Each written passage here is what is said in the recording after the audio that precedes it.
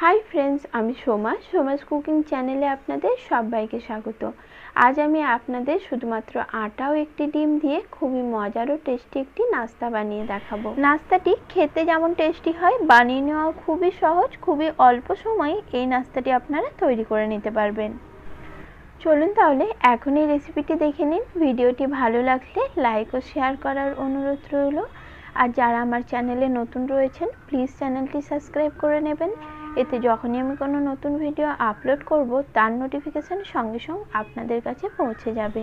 নাস্তাটি তৈরি করার জন্য আমি এখানে 150 গ্রাম আটা নিয়েছি। আটার মধ্যে দিয়ে দিলাম স্বাদ অনুযায়ী নুন আর দিয়ে দিচ্ছি 2 চামচ সাদা তেল। তেল ও নুনটা খুব ভালোভাবে আটার সঙ্গে মিশিয়ে নিতে হবে। তেল ও নুনটা ভালোভাবে আটার সাথে মিশিয়ে নিয়েছি। এতে নাস্তাটা খুবই খাস্তা মুচমুচে হবে। এরপর অল্প অল্প জল দিয়ে একটা ডো মেখে নেব। রুটি, পরোটা বা লুচি বানানোর সময় আমরা যেরকম সফট একটা ডো তৈরি করি ঠিক সেরকমই একটা ডো মেখে নিতে হবে।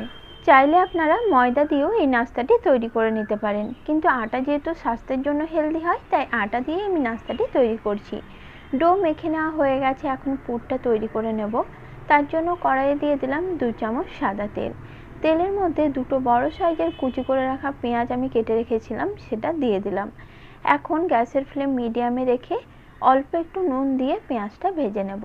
পেঁয়াজটা যতক্ষণ না একদম নরম হয়ে ভাজা হচ্ছে ততক্ষণ এটা ভালো করে নাড়াচাড়া করে ভেজে নিতে হবে। পেঁয়াজটা হালকা একটু লালচে নরম করে আমি ভেজে নিয়েছি। এখন এর মধ্যে দিয়ে দিলাম ডিম। একটা ডিম আমি আগে থেকে ফাটিয়ে অল্প একটু নুন দিয়ে ফেটিয়ে রেখেছিলাম, সেটাই এখানে দিয়ে দিলাম। এরপর ভালোভাবে নাড়াচাড়া করে একদম কুচি কুচি করে পেঁয়াজের সাথে ডিমটা ভেজে নিতে হবে। 1 চামচ দিয়ে দিলাম লঙ্কা কুচি। আবারও সব কিছু ভালোভাবে নাড়াচাড়া করে নিলাম। আর ডিমটাও আমার ভালো মতো ভাজা হয়ে গেছে। এখন পুরটা নামিয়ে এক সাইডে রেখে দেব। তারপর যে আটার ডোটা আমি মেখে রেখেছিলাম সেটা আরেকবার খুব ভালোভাবে ঠেসে নিচ্ছি। তারপর এখান থেকে আমি ছোট ছোট লেচি কেটে নেব। রুটি বানানোর সাইজে লেচিগুলো আমি কেটে নিলাম আর লেচিগুলো হাত দিয়ে ভালোভাবে গোল করে নিয়েছি, যাতে লেচিগুলো বেলে নিতে সুবিধা হয়। এখন একটা লেচি নিয়ে ওপর থেকে অল্প একটু শুকনো ময়দা ছড়িয়ে লেচিটা বেলে নিচ্ছি। রুটির সাইজ করে যতটা সম্ভব পাতলা করা যায় পাতলা করে রুটিটা বেলে নিতে হবে। স্কুল, কলেজ অথবা অফিসের টিফিনে আপনারা এই নাস্তাটি ঝটপট বানিয়ে নিতে পারেন। বড় থেকে ছোট সকলেই খেতে ভীষণ পছন্দ করবে। দেখুন এরকমই পাতলা করে রুটিটা বেলে নিয়েছি আর একই রকমভাবে সবকটা রুটি বেলে আমি রেডি করে নিয়েছি।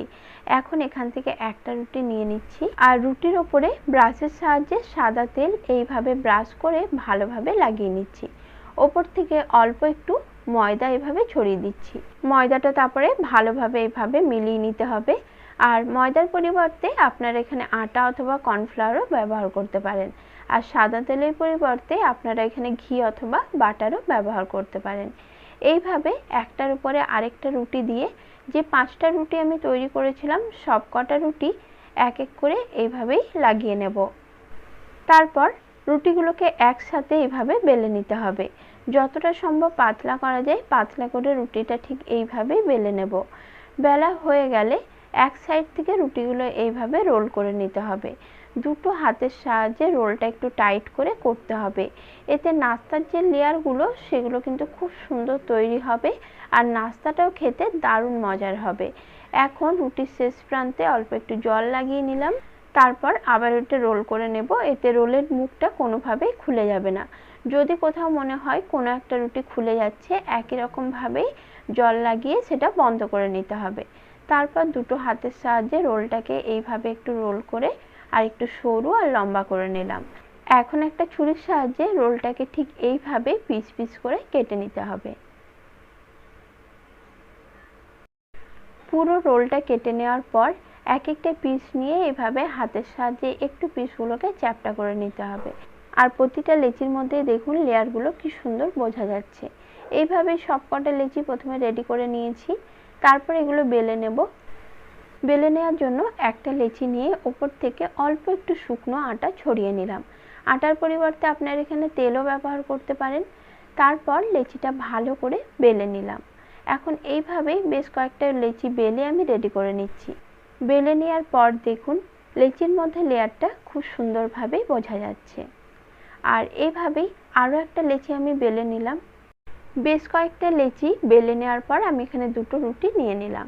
এর মধ্যে আগে থেকে ডিম ও পেঁয়াজের যে পুরটা আমি তৈরি করে রেখেছিলাম সেটা 1 চামচ করে দিয়ে দিলাম। আর পুরটা এক সাইড করে এইভাবে রেখে দিতে হবে। তারপর এক সাইডে এইভাবে রুটির জল লাগিয়ে নিলাম। এখন রুটির মুখটা দু সাইড থেকে এইভাবে ভালো করে বন্ধ করে দিতে হবে। তারপর সাইডগুলো আঙুলের সাহায্যে প্রেস করে এইভাবে ভালো করে আটকে দিতে হবে। আরেকটা রুটির মুখও একই রকমভাবে ভালোভাবে আটকে নিচ্ছি। আর পুরটা যাতে কোনোভাবেই ভাজার সময় বাইরে না বেরিয়ে আসে তার জন্য মুখটা অবশ্যই খুব ভালোভাবে সিল করতে হবে। তারপর নিয়ে নিয়েছি একটি কাঁটা চামচ, আর কাঁটা চামচের সাহায্যে নাস্তার সাইডগুলো এইভাবে আমি ডিজাইন করে নিচ্ছি। আর এই ডিজাইনটা খুব সহজেই হয়ে যায়, দেখতেও খুবই সুন্দর লাগে। এইভাবেই দুটো নাস্তা আমি রেডি করে নিলাম। আর একই রকমভাবে বেশ কয়েকটি নাস্তা আমি বানিয়ে রেডি করে নিয়েছি। এখন এগুলো ভেজে নেব, আর এগুলো ভাজার ফাঁকেই বাকি নাস্তাগুলো বানিয়ে রেডি করে নেব। ভাজার জন্য আগের থেকে কড়াইতে আমি তেল গরম হতে রেখে দিয়েছিলাম। এখন তেলের মধ্যে নাস্তা দুটো দিয়ে দিলাম। এখন নাস্তার এক সাইডটা ভাজা হলে এইভাবে উল্টে নিচ্ছি। আর উল্টে পাল্টে নাস্তার দু সাইডটাই ভালোভাবে লালচে করে ভেজে নিতে হবে। তবে নাস্তাগুলো মিডিয়াম লো ফ্লেমে ভাজতে হবে, এতে নাস্তার লেয়ারগুলো সুন্দরভাবে খুলবে আর নাস্তাটাও খুব সুন্দরভাবে ভাজা হবে, মুচমুচে তৈরি হবে। দেখুন নাস্তাগুলো আমি লালচে করে ভেজে নিয়েছি। এখন এগুলো তুলে নিচ্ছি, আর নাস্তার লেয়ারগুলো খুব সুন্দরভাবে বোঝা যাচ্ছে। এইভাবেই সবকটা নাস্তা ভেজে রেডি করে নিয়েছি। রেসিপিটি আপনাদের কেমন লাগলো কমেন্টে অবশ্যই জানাবেন। নমস্কার বন্ধুরা, সকলেই ভালো থাকবেন।